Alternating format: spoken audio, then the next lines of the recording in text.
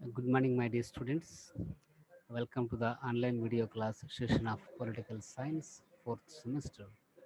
So, my dear students, in our previous classes, we have been discussed about the two concepts or two units, such as the second unit, which is titled as the institutional framework.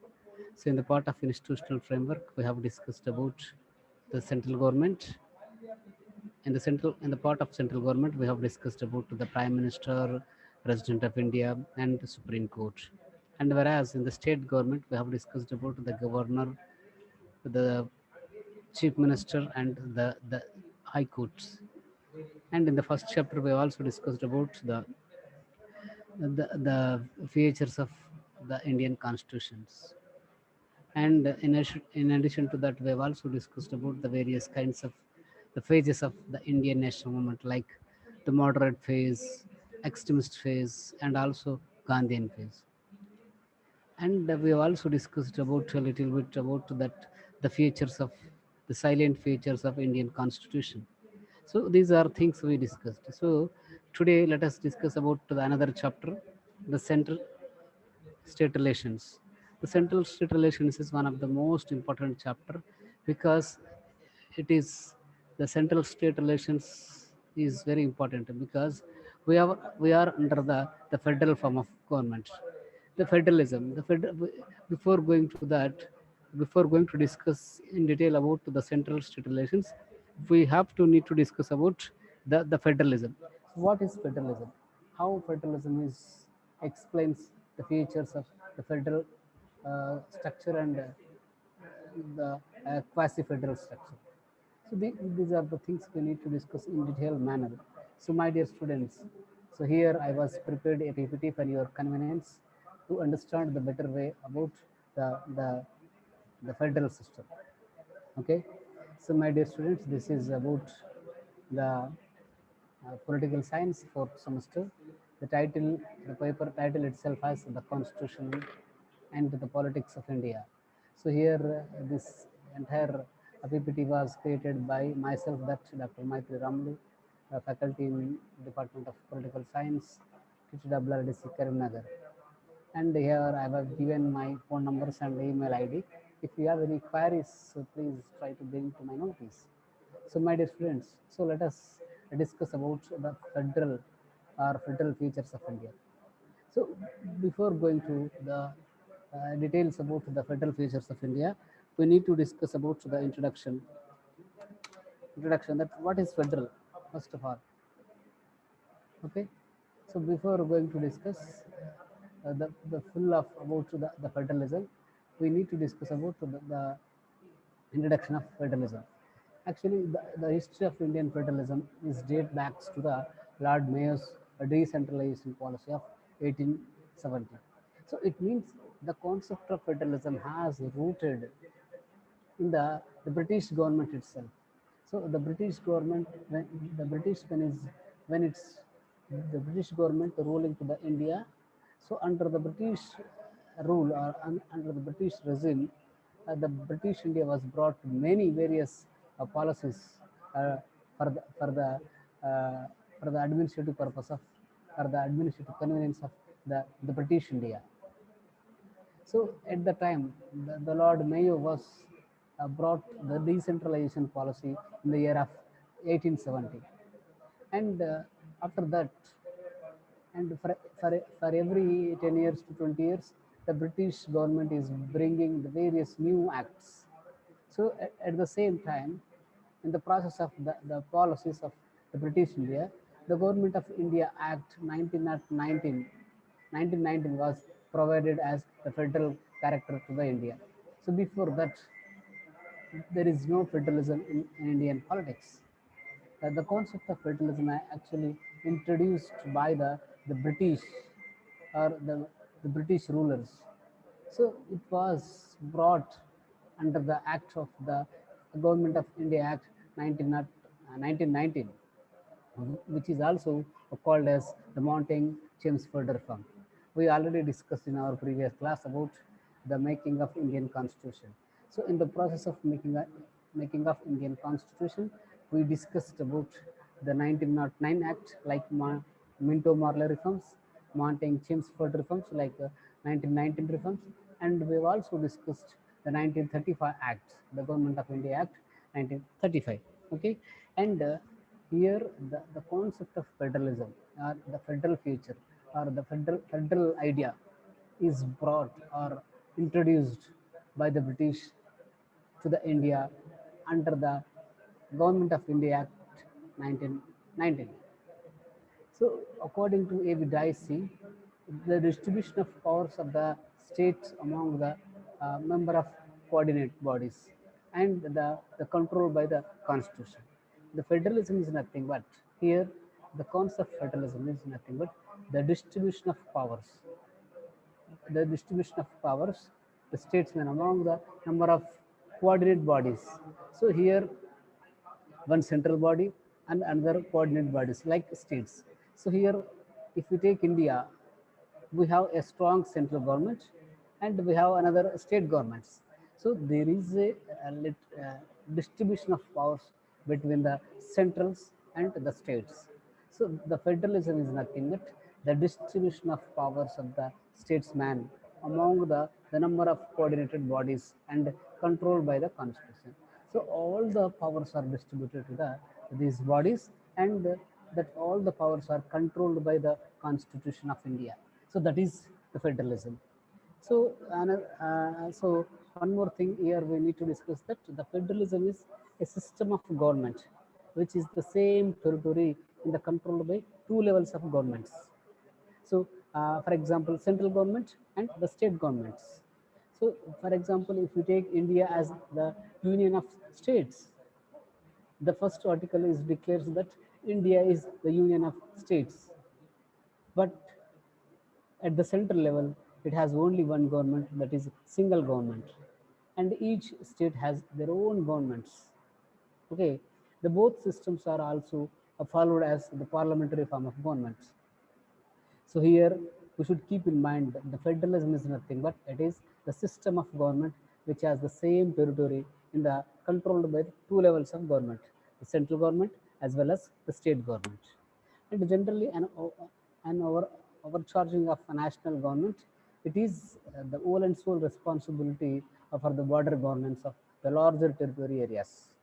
So here, in the matter of the foreign affairs, the central government is took initiatives, and it has the central government is the whole and sole responsibility about the border issues or about the border governances, and the whole and sole supreme authority is also given to the central government with compared to the state governments. So that is why the India is the federal government, and the India have the federal system and as well as some um, non-federal features. So that is why one of the jurists like Casey Ware stated that the India is a quasi-federal. Okay, so this is about the federal government, and the federal government is the system of government that separates the power between the central government and the state government of the country. So here, once I'm repeating that the federal government is nothing but the distribution of powers between the central government and as well as the state government. It is a systematic manner the powers were distributed to the both bodies, the central government and the state government. But all the powers are supervised by the one authority, that is the Constitution of India, because the Constitution of India is the one constitution which is applicable to all the parts of the country or all the states of the country. So that is why it is a the union feature, and the distribution of power is the federal feature. So that is why India has some kind of the union features, the unitary features, and the federal features. And here, uh, the, the delegates of certain responsibilities to each and every sector, that central government has its own task and the state government has its own tasks. So in the process of the federal system, the powers are distributed to the central and the state. And here the both government, the central government and as well as the state government, have to fulfill their tasks, have to complete their task by administrating in a successful manner by taking with the support of the Constitution of India. Here, a quasi-federal government is the system of government that separates the power between the central government and the state government. So here, what happened in India, the powers are distributed distributed to the central government and as well as the state government. So that is why India became the quasi-federal government. We should say absolutely it is right that the India is the quasi-federal government. But in the quasi-federal government, the central government is assigned more powers than the state government. So here also we have three types of powers. Like all the items or all the issues are categorized into three types, such as the central issues, the state issues, and the concurrent issues. Like the another, if you talk it in another terms, the central list, the state list, and the concurrent list. So here, some of the matters or some of the issues are given to the central government, like foreign affairs, the postal, the telephone, LIC, railways, and some of the state issues like education and security or the state security. And some of the issues are given in the list of the concurrent list, like marriage, divorce. So like this, there are the lists are categorized between the central government and as well as the state government. But in the form of the quasi-federal system, the central has more powers than the state. For example, in the matters of the state, sometimes if it is needed, the central involves in the matter of states. And in the matter of the quasi-federal, the concurrent list, in the concurrent list issues, the the whole and sole responsibility is given to the central itself. Of course, but sometimes the states also plays a predominant role. But if you compare with the central government has the highest power than the state in the matter of the concurrent list. So in a quasi central government, the system of the central government is interfere in the decision which is made by the state government. So what I'm trying to say is that in the quasi-federal manner, in the quasi-federal type of governments, the central government has the highest power or highest authority. If it is needed, it is also involved in the matter of the state matters. And in the concurrent list, the whole and sole responsibility is taken by the central government. And the powers are distributed between the state and central. So these kind of system is generally we can see in the quasi-federal governments. And so let us discuss about the nature of the Indian federalism, how in India the federalism has been structurized. The Constitution of India has not described India as the federation, because in anywhere in overall in the total of the Constitution, and the term of federation is not at all mentioned in anywhere, because in the in the article first of the Indian Constitution, it clearly mentioned that the India is the union of states. So here the union of states is mentioned in the Indian Constitution, but the term the federation or the federalism is not nowhere were mentioned in the Constitution.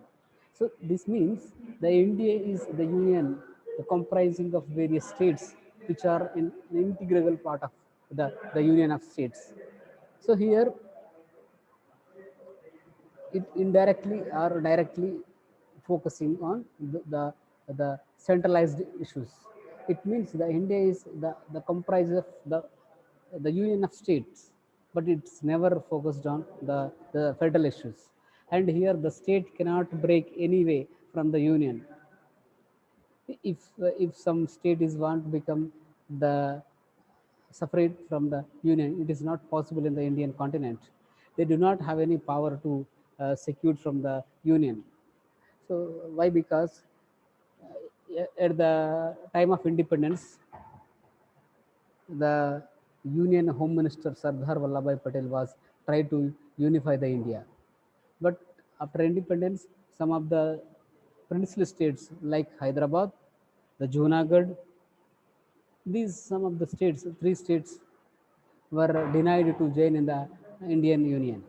But with the interference of the Sardar Vallabhbhai Patel, with the name of police action, the Hyderabad was joined in the Indian Union. So once it was joined in the Indian Union, it does not have any power to secure from the union. And even though the Hyderabad and the Junagadh and the Kashmir, these three states were declared that they are the autonomous bodies and they have maintained their own strategy. But finally, all the states, even Junagadh, Jammu Kashmir, and Hyderabad, all the states have joined in the Indian Union.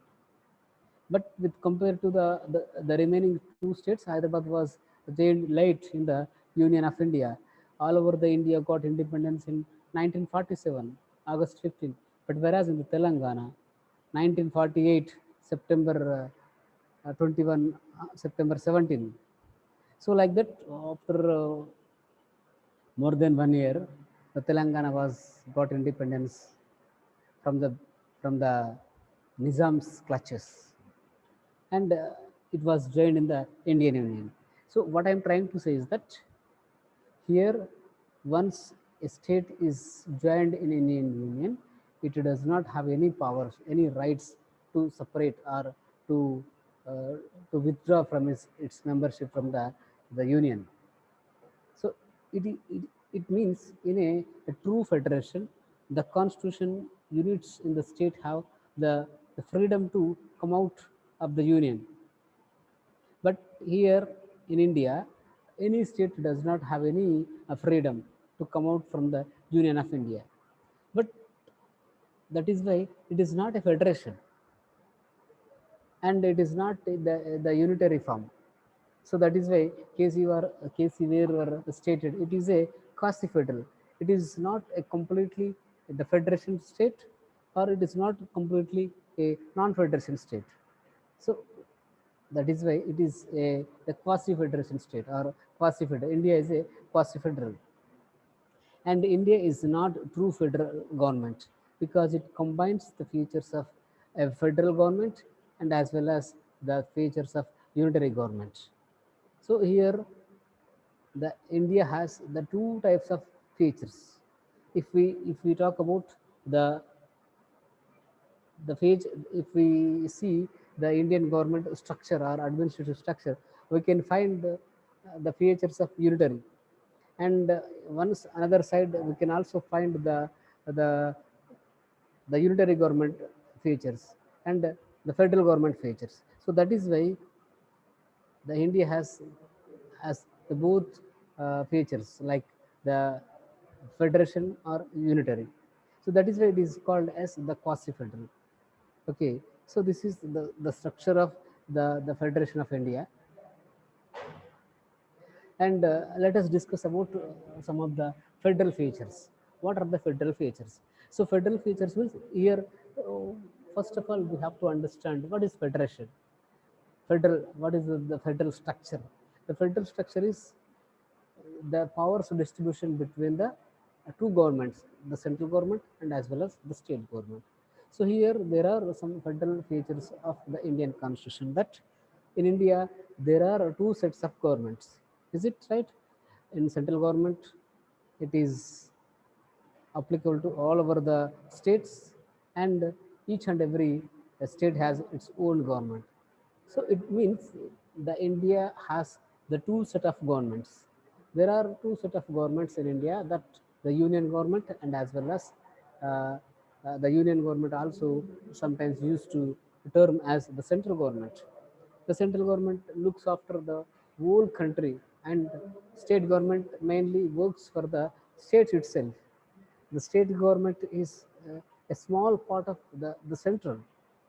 So here the state government is works for only for that state territorial geography, and its administration is only applicable to the state itself, state territorial geography. But whereas the central government, the administration is applicable to the whole country, including all the states.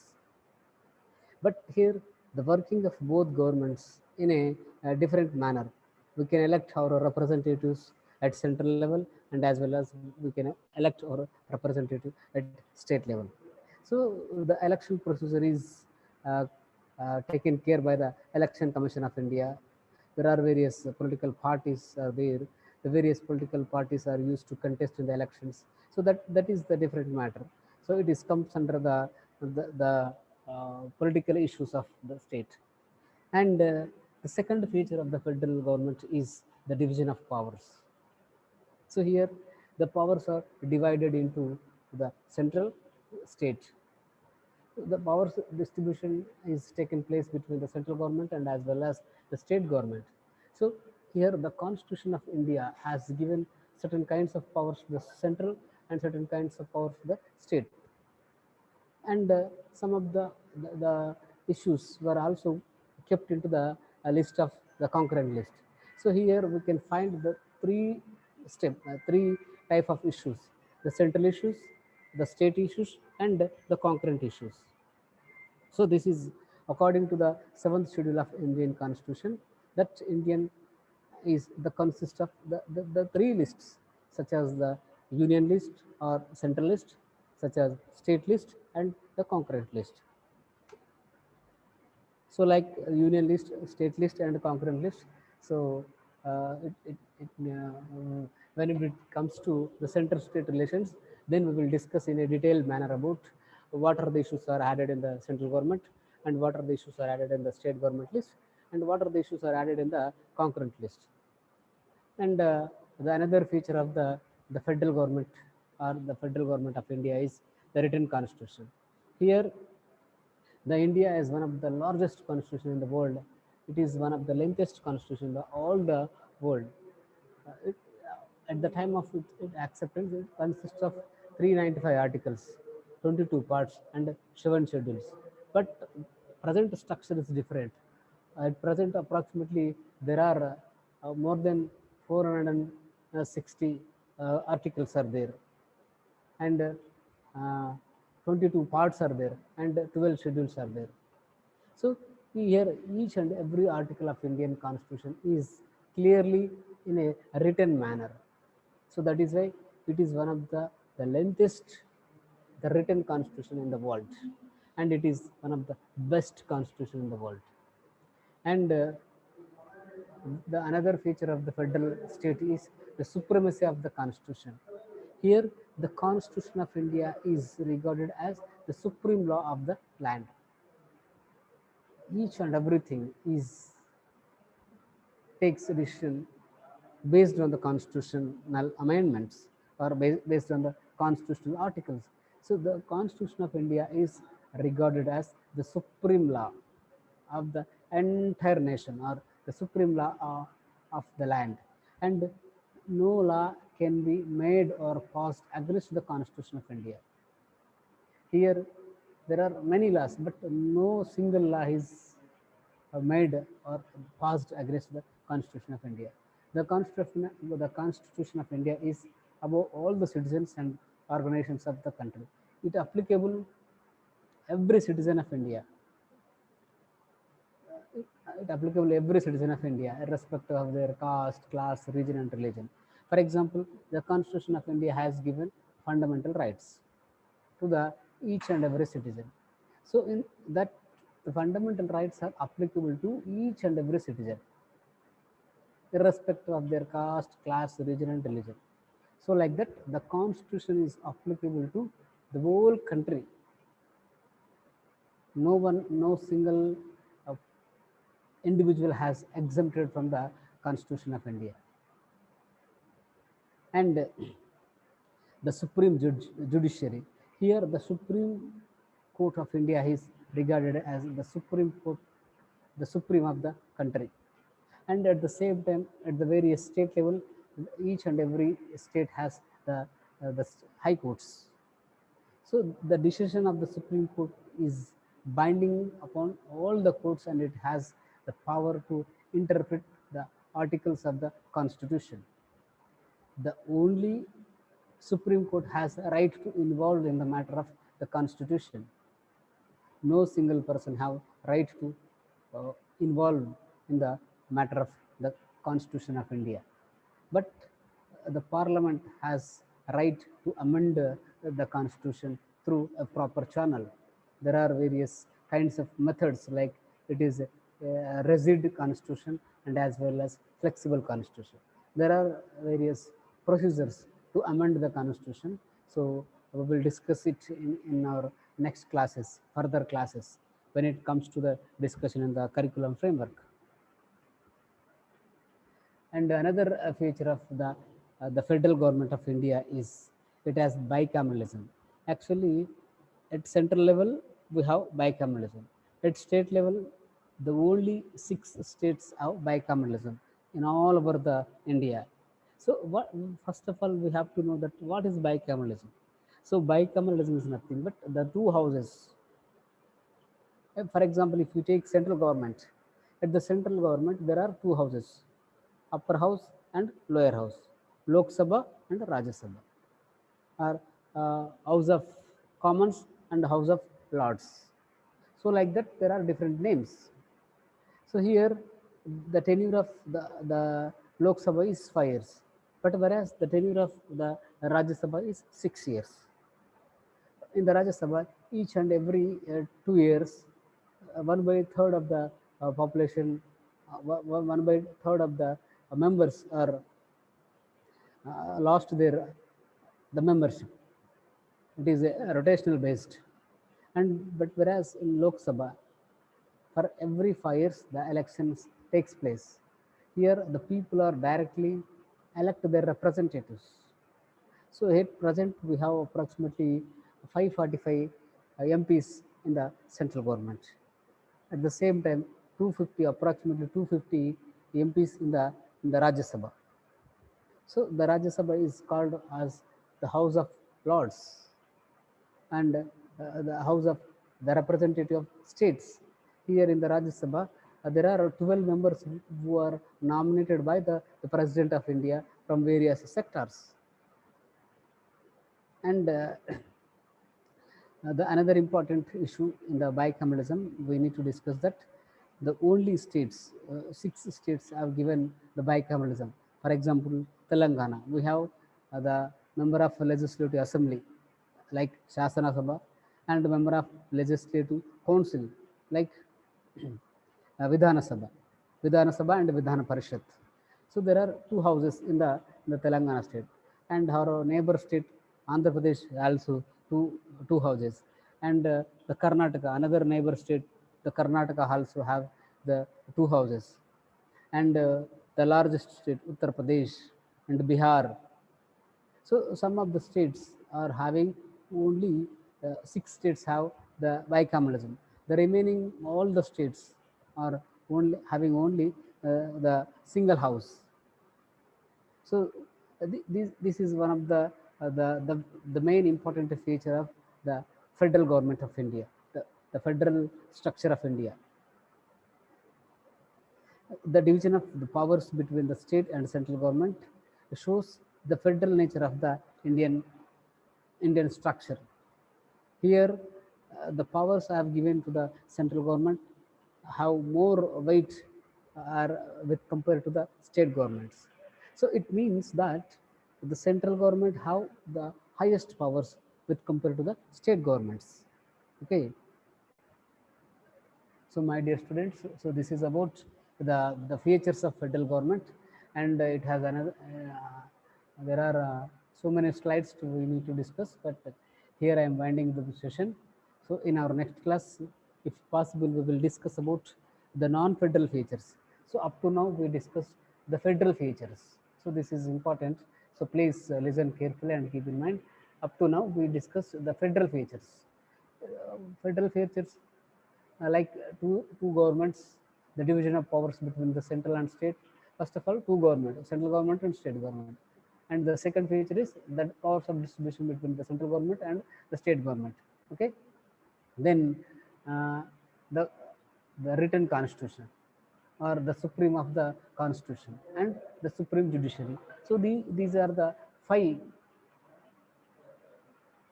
these are the five, six and bicameralism. These are the six features, are the federal features. We should keep in mind the federal features, and we will also need to discuss about the non-federal features. Okay, at present I am winding up the session. So my dear students, so listen carefully. So bye, take care.